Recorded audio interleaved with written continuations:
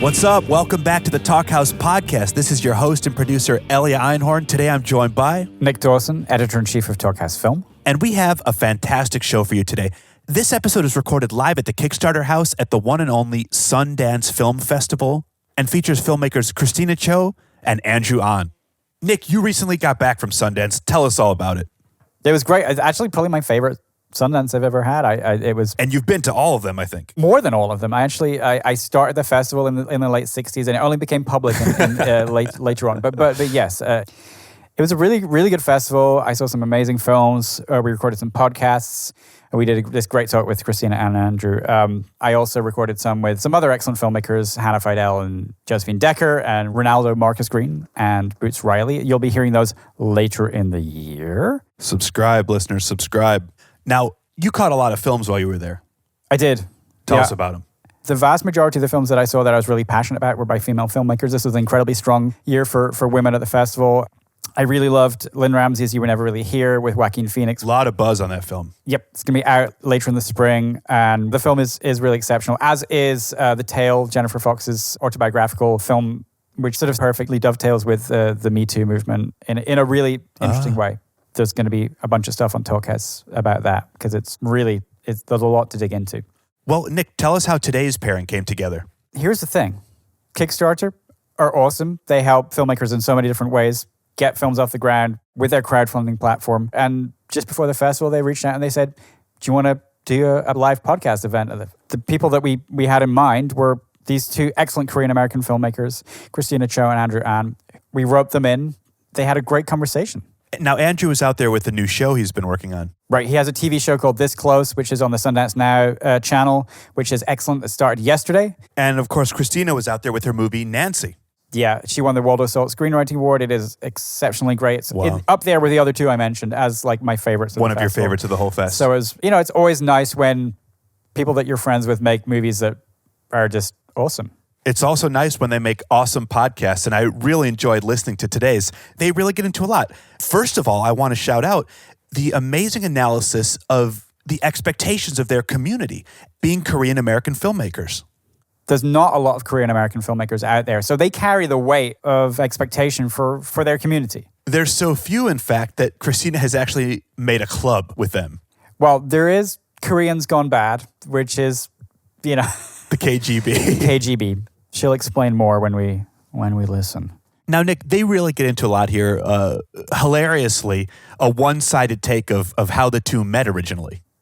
Right. Christina's memory of it is somewhat patchy. So Andrew does kind of a lot of the heavy lifting for that one. But yeah, they have some serious history. And as do, it has to be said, and this is an important sort of thread that runs through the podcast, is Andrew's history with Christina's mum. Mrs. Choe is a recurring theme. Mama Choe. She's quite the formidable character.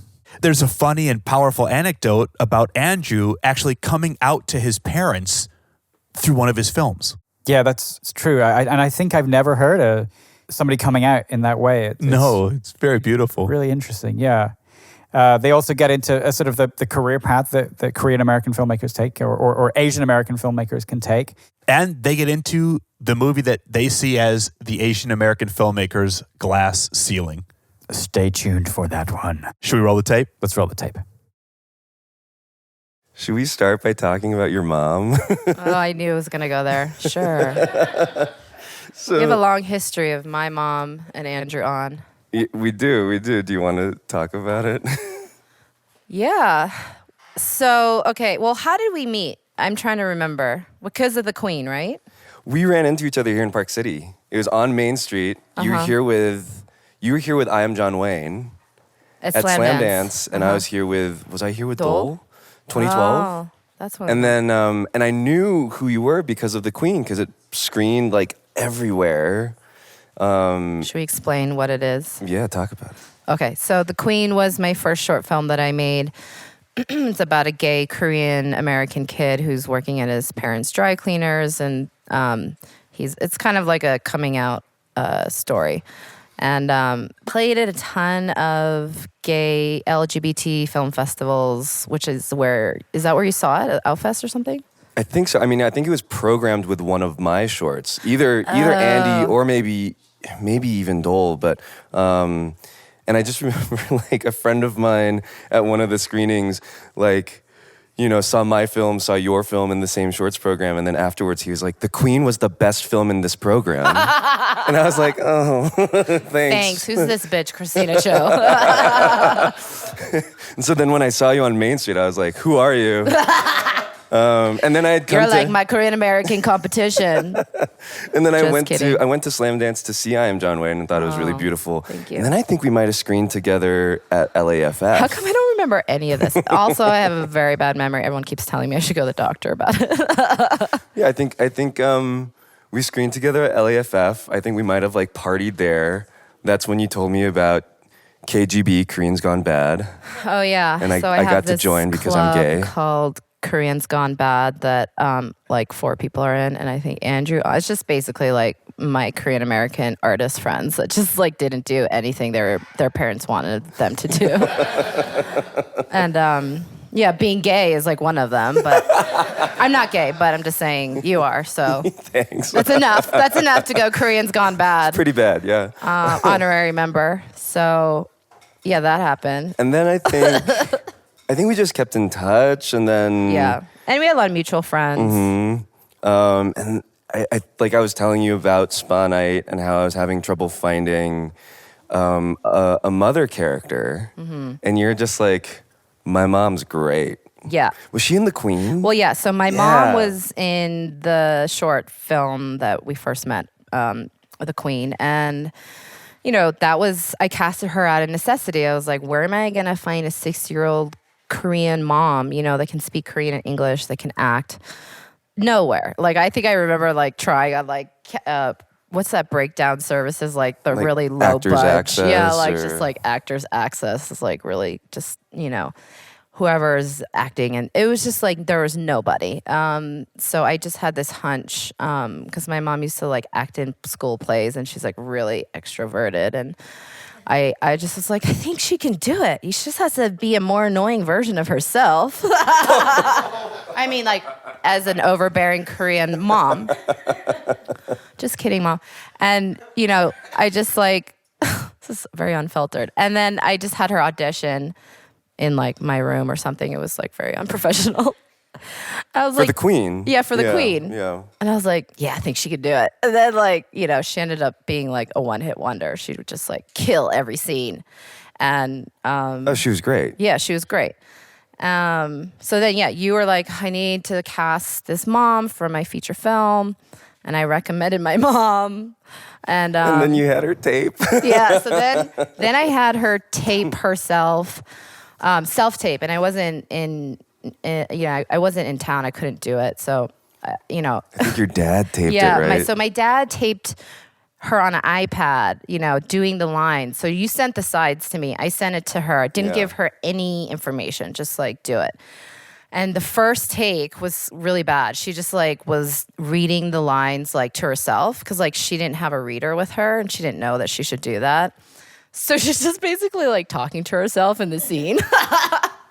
And then I was like, okay, I'm gonna give her some notes. So I like gave her some notes. I know Christina was like her manager. I was like her manager and her agent and her acting coach. I like really wanted her to get the part. So then like, I told her like, you got to get dad to read the lines, like somebody, because it's just weird if you're talking to yourself. So my dad, who's like so not extroverted, he's like really monotone and just like very, like typical stoic Korean dad. He like reads the lines and it's like, it's so funny because he's like, how are you doing? And then my mom like does her lines and like she was, I think she was like, she did a good job. Mm-hmm. But maybe you can tell us why you didn't cast her. And then I'd be texting. I texted. Oh my God, I would she kept texting. Yeah, I was like crazy, like, agent. I was like, Andrew, what's the update? What's happening? Are you casting her or what?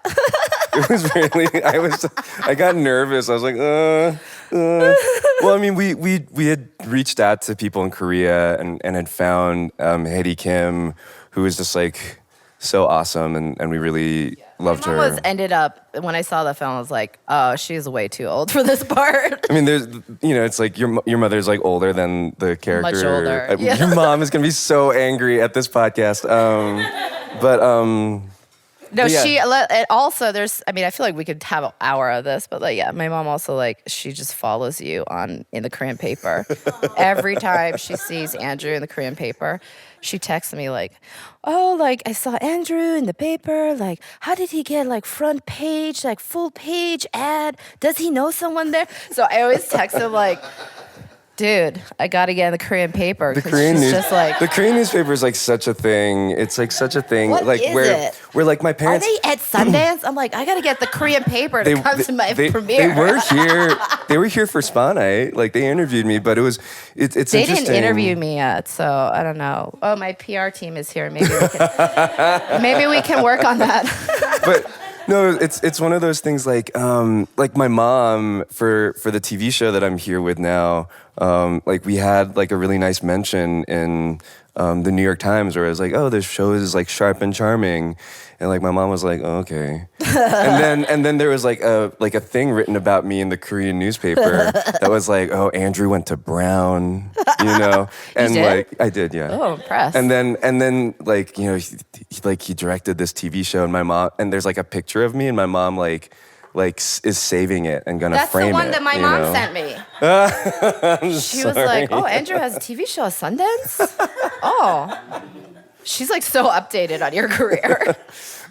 So, I mean, I think the thing to like go back a couple of steps, like what you said about like casting her out of necessity. I mean, that's exactly what I did for like my first 2 short films, where it's like my dad is in all of my films. Like He is? I didn't know that. he's the creepy man in Andy. No way. He's like the grandfather in Dol, and then he's the he's like the owner of the restaurant that like shuts it down. Really? Like And he in has Spa lines? Night. He has lines in Spa Night. Yeah. So he is kind of like, did he have any acting background? No. But he's sort of like got something, Well, right? I kind of think Korean people are like kind of great at acting, especially like that generation, because they just don't give I love this theory. crap. Like all Korean people are good actors. I mean, it's Well, just we like, do have the, Han, the melodrama. The melodrama. So maybe that's why. it's just like being yourself and like, I don't know. My dad is, I think, objectively like a better actor than my mom. My mom gets like really nervous. Yeah. And she's in Dol. Wow. But yeah, it's just like, How was that like, because obviously you had been out to them before the shoot and before Spa Night. before they were in the film and all that. Yeah. So I mean, the kind of like dirty little backstory about Dol, the short, is that I cast them in the short without telling them what it was, and then like came out to them by showing it to them. Did you not know this? I don't think I knew that. Yeah, like they just thought Wow. they thought my thesis was about a first birthday party, and they didn't know that like I was shooting other days wow. where like the main character goes back to see his partner, and so Wow. yeah, like- That's like a whole movie in itself. well, my cinematographer was just like he wanted to shoot all of like the behind the scenes Yeah. stuff, You did it. No, I was It's just too much, it was yeah. too like weird for me, and Yeah. but so.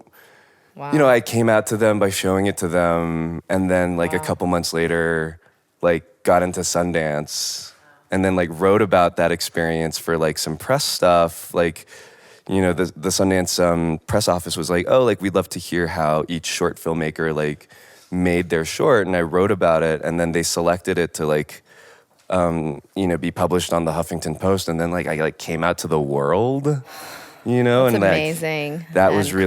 crazy. It was weird, Yeah. Like suddenly it's like I couldn't hide anywhere. Like people Yeah. can Google my name and just be like, Yep. Andrew Ahn's You're real out. gay. Yeah. Like, real gay. You're gay forever.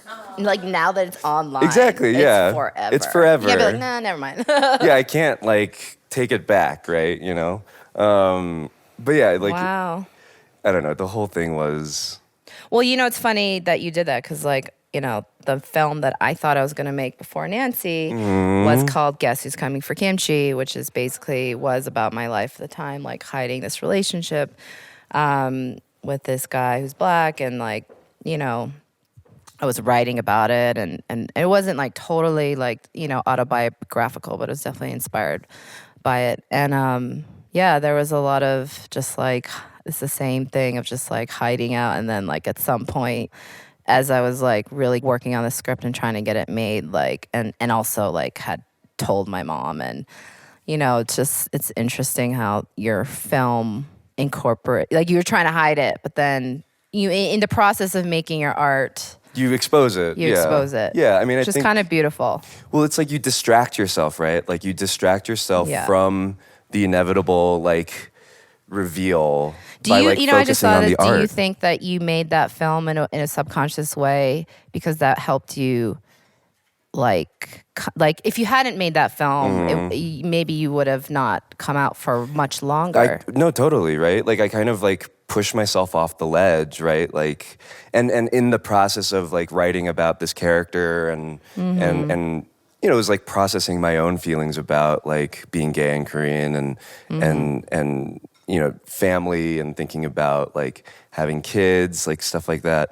You know, it's kind of therapy, right? Like Yeah. like art as therapy. Art is therapy, totally.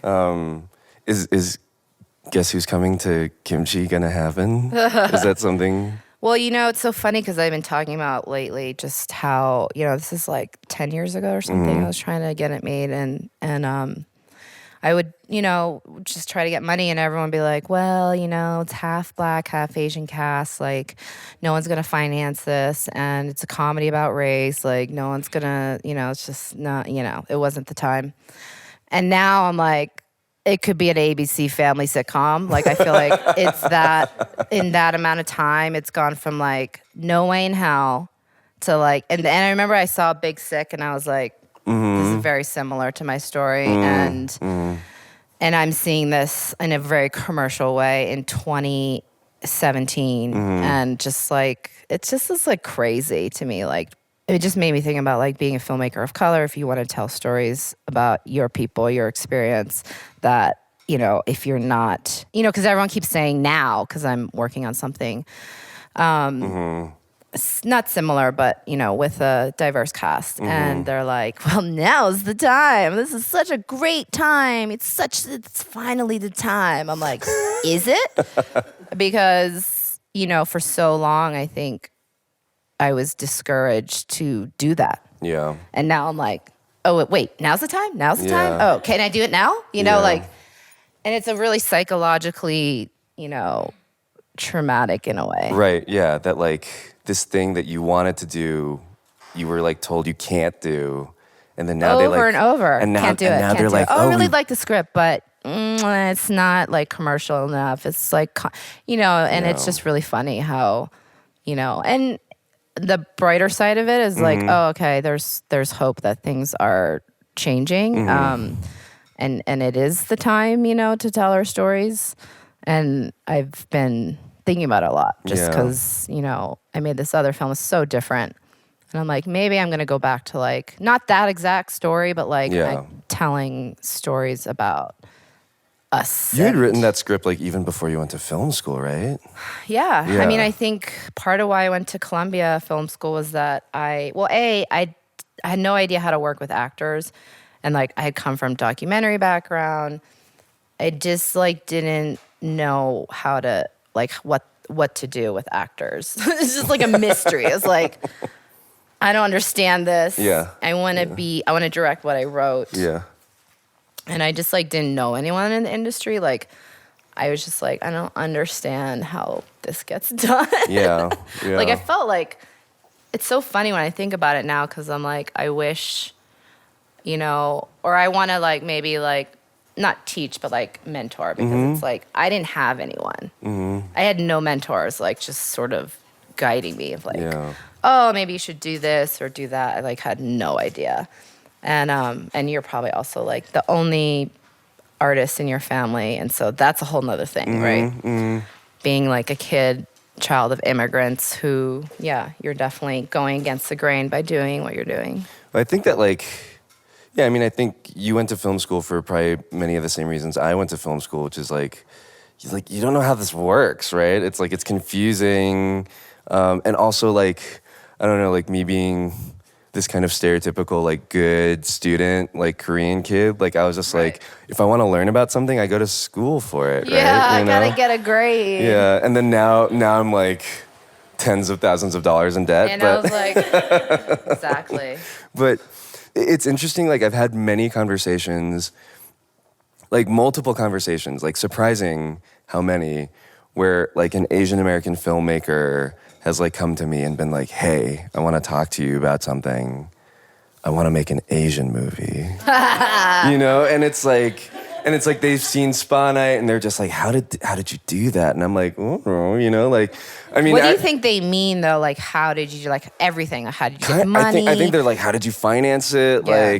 Like, how do you deal with like, you know, the burden of representation? You know, I think that there's a lot of questions because I think there's a model for making a certain type of movie that like you've seen and you feel like you have a handle on. And yeah, like making an Asian American movie is like kind of, It's still like you're a unicorn. You know what it I still mean? feels like Unfortunately. different, you know? Yeah. And you know, and I think for me, like with Spa Night, like it was so much just like my own thing that I like kind of didn't care that I like hadn't seen a model of it before, you know? So happy that you made that film. Thank you. But yeah, I mean, like it was interesting, like thinking about the like comps, you know, like I was like Pariah, you know, like you know, and like Dee Reese and what she did like was so inspiring, and like you know, my film was really different, but it was like you know, talking about queer people of color, you know, that was like one of the only few, you know, success stories kind of in this generation of films, you know, like the fact that it was distributed by Focus and, you know, that was huge, you know, with this time, you know, where like, as people of color, like filmmakers, it's just like, oh, like what is our responsibility to have to like tell a story from our community, or, you know, what is our responsibility to like just make the films that we want to make, you know? It's so funny because I've been thinking about that because I didn't make the first film that I thought I was going to make. You know, I made Nancy, which is so like 180 from that, you know? And I wonder if like, because I was told you can't tell a story about your people, basically, or your experience, you know, that I went in this other direction of like, I'm going to tell whatever story I want, you know? It doesn't have to be so black and white, you know, like, so you're Asian American, you better tell an Asian American story. You know, so it's like a thing, I don't know, for you as well, where it's like, you know, on one hand, I do want to tell those stories. On the other hand, I don't want to be, you know, put in this box of like, this is what your responsibility is, this is what you have to do. You know, I feel like there's so little representation of Asian American filmmakers anyway, that, you know, that is next level when we get to do whatever we want, right? But at the same time, I do want to tell the stories from our community and or whatever your personal experience is. Because it's important too. You know, that's part of.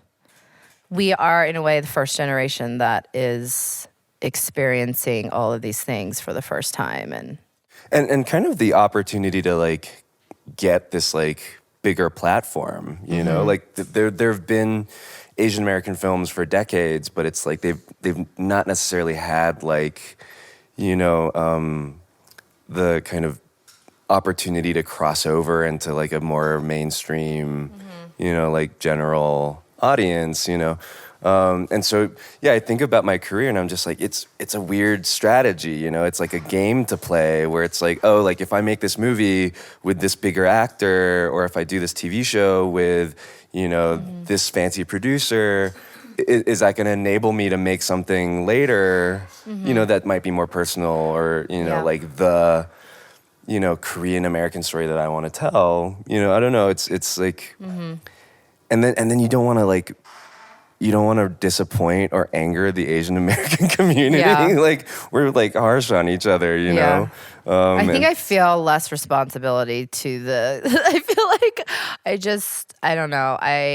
It's not that I don't want to disappoint them. I just feel like I've always felt like the outsider anyway, of like, I'm just going to do this and it maybe piss off some people, and at some point you just have to like do what you really feel is right. And Yeah. I actually don't know how you started Nancy. Like, Yeah. Well, I wanted to create a female anti-hero type of character that was like morally ambiguous and complicated. I'd seen this film from the 70s called Wanda that Barbara Loden made. And the only reason I'd seen it is my directing professor was he had shot the film and he was dating Barbara Loden while she was married to Elia Kazan. And this is like the one film, their one collaboration before she died. And he showed this film, and he would always teach these very like his style of directing seemed very like straightforward and commercial. But then he showed this film from the 70s that was like so raw and so gritty, and it was about this woman who was sort of like lost, and she was made a lot of bad choices. Like, she like bends her family and goes on the road and robs a bank with this guy who's kind of a loser. And it's like kind of a sloppy robbery. And it's just like, I was just kind of like fascinated by this character. I also was just like, realized that like, oh, I've never seen a female character depicted like this on screen ever, which is crazy. And so I started thinking about that. And then I was at the time really obsessed with like all these imposter stories, like the JT Leroy hoax, and then I found out that someone I knew was basically an imposter, and my like favorite college writing professor, it turns out was, and it was like Dead Poet Society, like that character, like we all worshipped him, and like he taught us about writing from the heart. He would be like, you have to write what breaks your heart, because what breaks your heart will mend your heart. And this like Irish accent. And he told us like he was a ghostwriter of this Hollywood franchise, and he was a playwright in Ireland and all this stuff. And I graduated, and basically I found out that he had lied about all that to us and his family, his wife. Jeez. And like, at first I was really shocked, and then I was like really fascinated, and then I was like, does it really matter? Things that he taught us, I think I still keep in mind when I'm writing and in my creative process. Yeah, like it still is important to you. Right. Yeah. It's like, that central theme of like, does it matter if it's a lie, if what you felt was authentic and genuine, is really what I think Nancy's about. So all of that sort of is how Nancy, I think, came about, Yeah. It's interesting. I feel like actually like the creative stuff I've never talked to you about. And it was always just like, how do we raise the money? Yeah, I was always like, where's the money? Where's the money? Where's the money? Where's the money? I think we had a conversation about like Kickstarter, right? Like a very serious conversation. And Andrew was one of my Kickstarter coaches.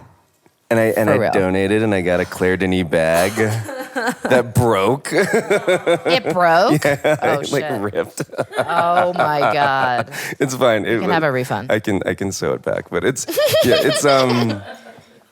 I mean, it's interesting. I think when you're in the trenches together, right? Like, like so much of what's like taking up brain space is just like, how do you get this made? Yeah. And you don't get to like do the real director's work. Yeah. And I think that's why actually a lot of independent films, like first features, like aren't necessarily that good, because like the filmmakers aren't given the space or the opportunity to like be filmmakers. They have to be, they have to be a producer, And, like, I'm not a great producer, and, it's, you kind of, I got really lucky with Spawn Night that I had a great team, but yeah, and, it's a really hard thing to navigate, that first Well, thing. which is why, like, probably another reason why we became close was that I was joking the other day at another panel of just like, having film therapists, and I just have a lot of like core people that, when you're just at a point of like impasse of like, I don't know what to do now,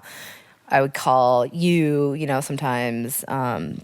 There's other, a few other people that like, I don't know if you have these people where you're just like, Andrew, Yeah. what do I, like, how did you do that? What should I, Well, I remember like there are a couple of things where like you told me stuff that like like you probably shouldn't have, you know, where you're like, oh, like this is happening right now Yeah. and I'm thinking about this. Yeah. And it's like you kind of need to like those like curiosities you kind of need to say out loud, right? Like, you know, even if I wasn't super helpful in the advice that I gave, just the fact that like you could say it was probably Yeah, it was you a know, safe. You were like, you know, you need to have those safe spaces where, you know, as people that don't have this network of like, we don't know anyone that like has done this before. There's Yeah. no model. Yeah. So it's like we have to be each other's model, which I think is awesome. Is that, Yeah. you know. Well, it's like, you know, like I've heard a lot of people talk about mentorship here, you know, and it's interesting. Like, yes, I think you need mentors who have done what you are trying to Aspire to, do. yeah. But then, you know, kind of almost more importantly, it's like the people around you, like in your peer circle, Yeah. you know, like to kind of help each other. Because it's also that the people who've done it before made films and like a career in a different world, right? You know, it's like a different way of doing stuff and it might not be applicable anymore.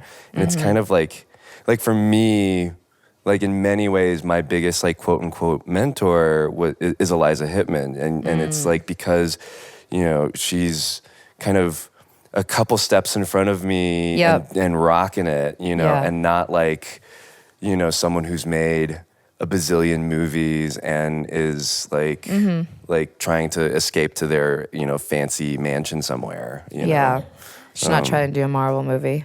Yeah. Or is she? I mean, she should. She should do whatever whatever You know she what wants. joke I made the other day? I was What? like, I know that I've hit the glass ceiling if they ever offer me Mulan.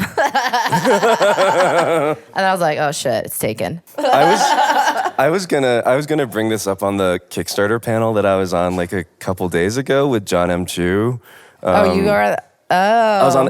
I missed it. Yeah. And I was gonna say that like, you know, I had been sent the script for Crazy Rich Asians. Hold you on. know, my agent sent it to me, and you know, like it was kind of like Really? Yeah, and it was like, Wait, this is this is your after Spa Jurassic Night? World. You know, Wait, it's like this is after Spa Night came out. He sent you that. Yeah. And it was like the opportunity to do something big, you know? And Right. I was like, no one's going to give me an action movie, but maybe they'll give me Crazy Rich Asians. You know, and then like my take on it was like, oh, I want it to be kind of Jane Austen-y, like high society, like Sense and Sensibility, you know?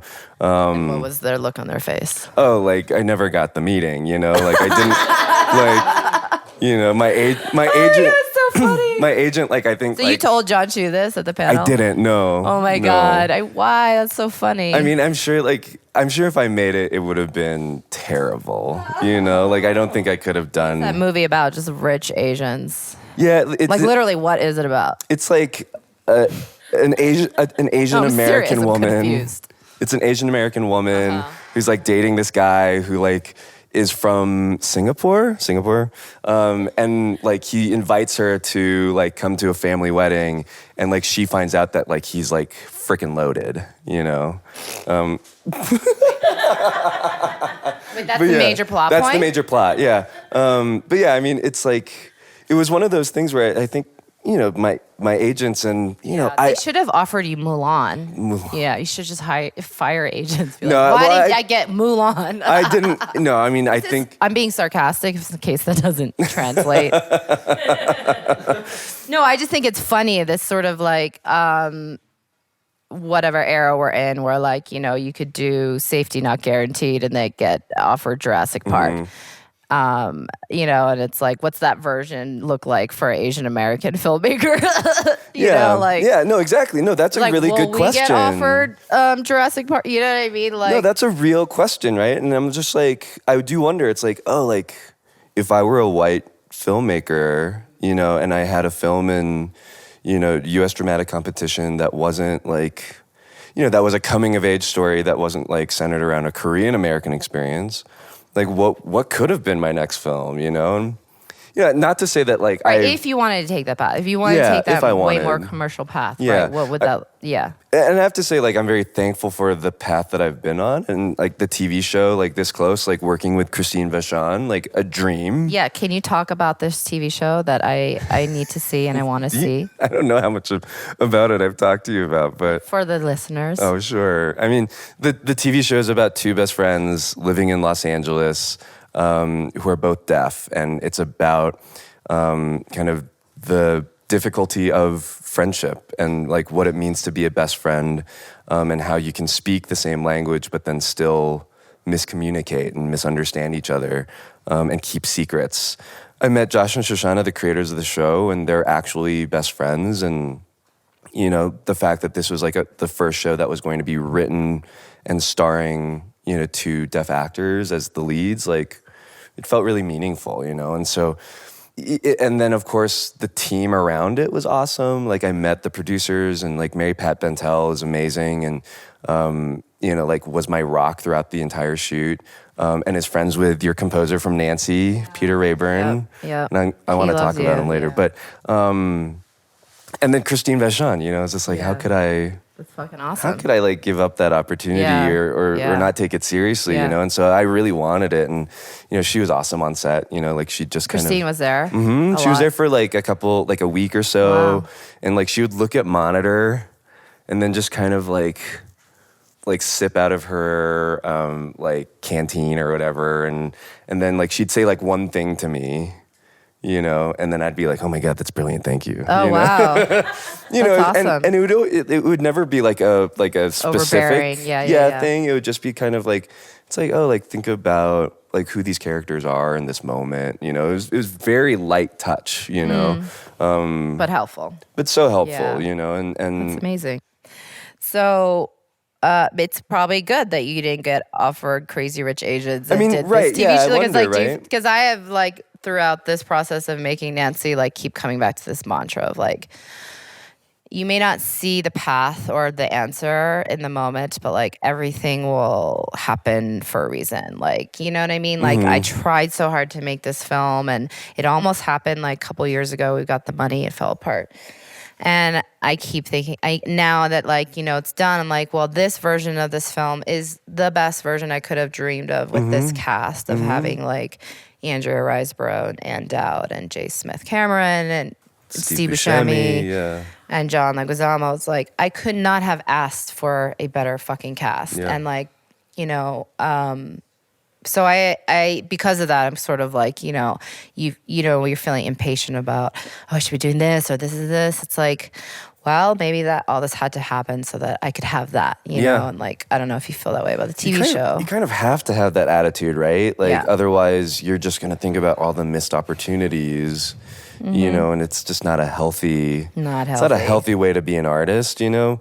You have to believe that the path that you're on is the one that makes the most sense. And, you know, it was still difficult. Like, I'm very glad, like, I'm so happy and proud of the show, and I'm really excited about the next couple of things that I have lined up.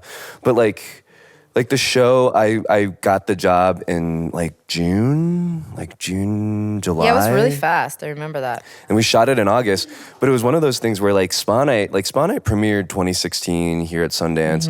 Like, it was a year and a half before I got my first paid directing job. Wow, you know? really? Yeah, you know, it's Yeah. like it was. I still had to be really patient and like. Yeah. And was that scary? It's scary. Like, my Yeah. 2016 was like traveling a lot.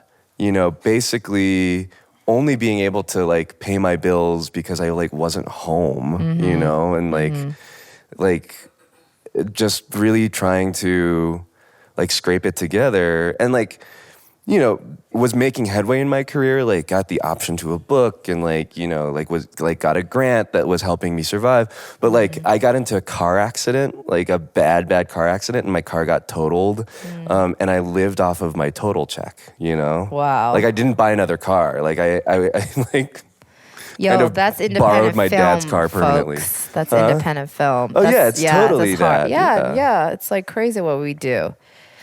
It's insanity, actually. Yeah, and But then you get this thing that you're like, oh yeah, this this is why we're doing what we're doing to be able to do that. But you know, it's definitely like. I think that's why so many people drink at Sundance. You know? Yeah. Like I'm literally drinking right now. Yeah, it's 10 a.m. And I drank too what much. time is it? But yeah, you know, like it was funny. We were joking. And we're all about like, yeah, that's really healthy. You know, this is how we I know, how healthy we artist way. exist as like healthy artists. Just like don't read your views and like, you know, just everything happens for a reason. Meanwhile, I know, and I've like gained so much weight. Like it's terrible. No, like I was talking to David Nin here at Kickstarter, and we were joking about how like we should have a bottle of soju, and then every time we say the word diverse, we should take a shot. You know? I think I only said it once. Yeah, I don't think we said it that much. Maybe. I think we should get a trophy for that. Maybe, yeah. But it's like, you know, I guess you can't find soju in Park City. I don't know. So yeah, you couldn't find soju, huh? David You said really we tried, tried. Huh? Oh, It's fine. hilarious. I mean, I kind of think we can keep talking forever. I know. you Andrew and I could probably keep talking forever. And Should we like take this like full circle, like from the start of the conversation by like actually showing me the text now that your mom sent? Yeah. So Christina's mom sent her a text about something, and I was gonna look at it before the podcast, but then. You got to tell me if it's kosher to show. So I'll read it first. There'll be a brief pause. And then if it's offensive, just Oh be no. like, just tell me. Okay, hold on. When did your mom send this to you? Day after our premiere. Day after premiere? Do you want to like give me context? No. No? Okay. Oh my god. Oh my god. Oh, Mama Choe. Oh. I don't actually know if we could say this actually. Yeah. I don't know. Basically like Mama Choe is like taking the reviews and like grading all the films that I've screened at Sundance and like Comparing. like ranking them. Yeah, she got really Tiger Mom. No, she just got like mathematical about that shit. She's like, this one got this. This is your overall reviews like really good still. And it's just hilarious. Is it not funny? It's kind of crazy. It's like she really wants you to be valedictorian. Yeah. Is what it is. Like, and that's the thing about like Asian moms. Just like there's the mindset. It's like, you know, it's a funny thing about Sundance. It's like they don't know about any other festival except like they know what Sundance is because it's like Robert the Redford. Harvard of film. Like when we got into the Sundance labs, my mom was so happy, and it was like because it's the Harvard of film. You know what I mean? Yeah, yeah. Like that text is like, is that funny or what? It's hilarious. Who's Barbara Broccoli? Oh, Barbara Broccoli is our EP main investor. That is an amazing name. She's the producer of the James Bond franchise. Oh, geez. She's our main investor. So and she's like an angel. Like she's one of those like she really is so like supportive of the project. And that's cool. That's really cool. I will say that like maybe we'll read the previous text your mom sent where she says, "I saw you and Andrea interview with Deadline and YouTube," and like kissy emoji. That's like very sweet. That's like very sweet. Now that she knows how to Google, it's like she's going Google images, just Googling like crazy. Google Nancy like every day. Does she have an alert? Does she have like a Google alert? No, I'm not going to teach her. And the funny thing is like she's a computer programmer. But then she always asks me like how to do like social media stuff or. That's amazing. I have to say, like, funny. maybe I should have cast your mom. Andrew.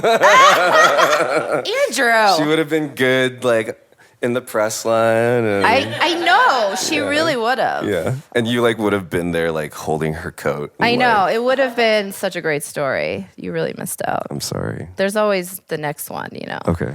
If you can you write, okay, we're going to end this podcast where I'm going to ask you to write a part for my mom. You should No pressure. You should write a part for your mom, too. Yeah. Yeah. No, yeah. Okay. I Or my will. dad. We'll swap. Okay, yeah. Yeah. I'll cast your dad and you cast my mom. Okay, done.